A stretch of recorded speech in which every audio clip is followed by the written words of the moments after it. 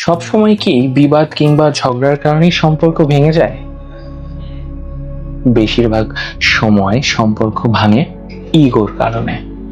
অথচ এই বিবাদ কিংবা ঝগড়া নামক বিষয়টা কখনো কখনো খুব ছোট হয়, খুব তুচ্ছ, কিন্তু দুজন মানুষের মধ্যে চলে আসা দূরত্ব, সাইলেন্স অনেকটা দীর্ঘ হয়।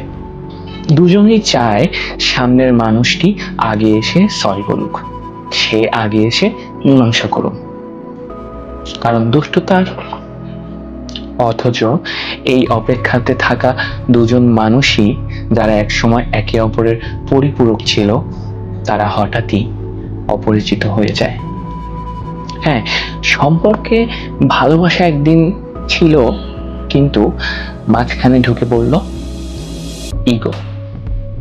জানেন তো, কখনো কখনো সরি বলা কিংবা ক্ষমা চাওয়া দুর্বলতা নয়, বরং সেই সরিটাই দুজন মানুষের মধ্যে একটি শক্তির সঞ্চার করে, সম্পর্কটা টিকে যায়। তাই জীবনে কখনো ইগোটাকে পাশে রেখে সরিটাকে এগিয়ে দিবেন।